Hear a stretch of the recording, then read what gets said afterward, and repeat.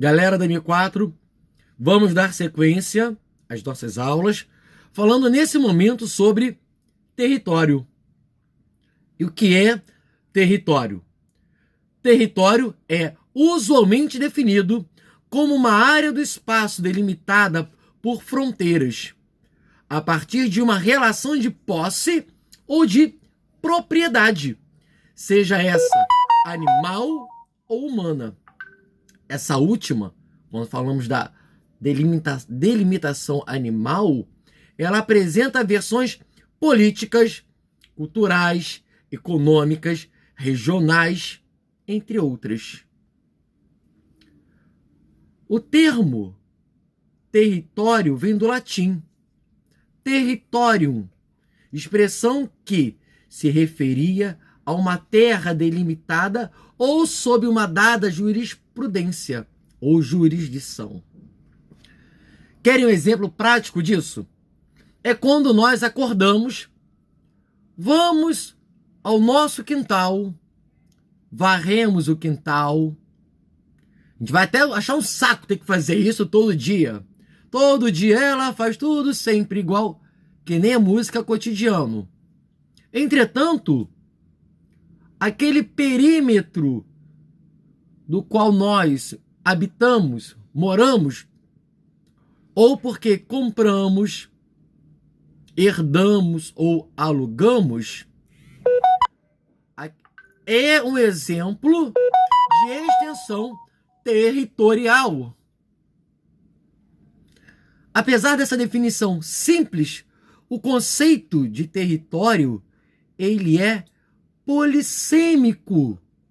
Ele tem uma larga, uma grande abrangência e transformou-se muito ao longo do tempo, o que torna difícil a sua elaboração.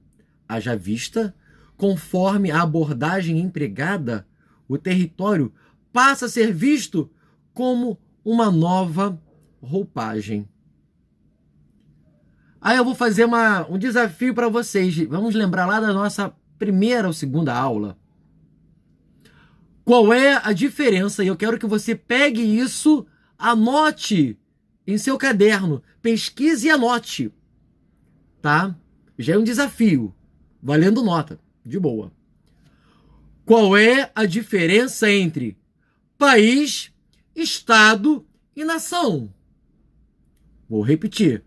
Eu quero a definição e a diferença existente entre país, estado e nação.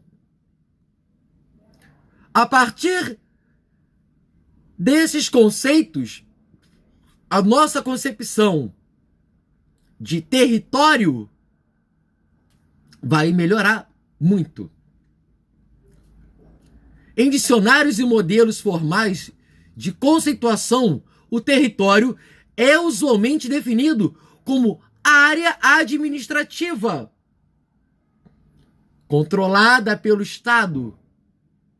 Vale lembrar que no Brasil existem 3 esferas de Estado de organização político-administrativo.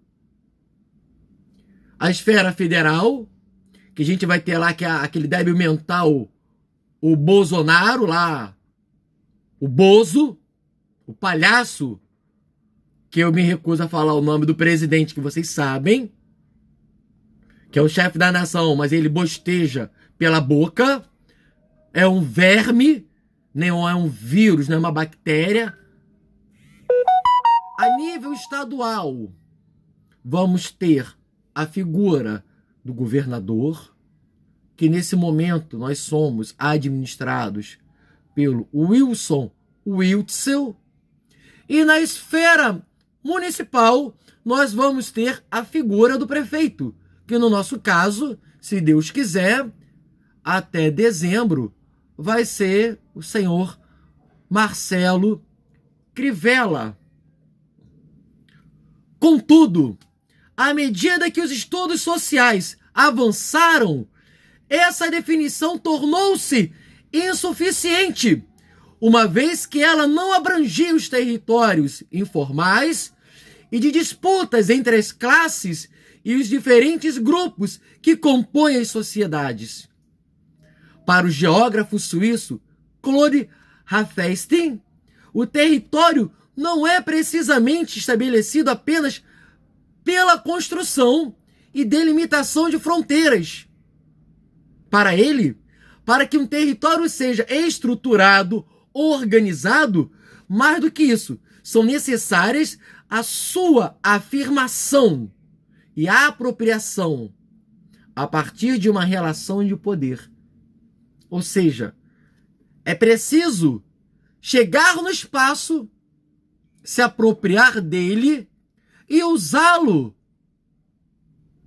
de acordo com os recursos técnicos e as possibilidades do grupo social.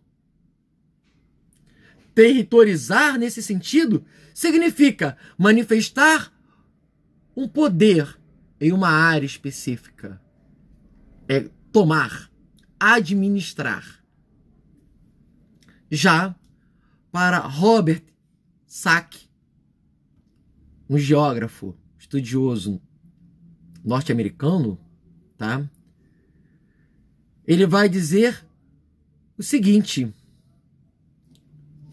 sobretudo, quando ele livra, ele tira o conceito de território da noção de Estado e considerou que as relações de territorialidade, ou seja, de imposição dos territórios, transformaram-se ao longo do tempo. Um exemplo que a gente pode citar dessa mudança é a zona do Baixo Meretrício, na cidade do Rio de Janeiro.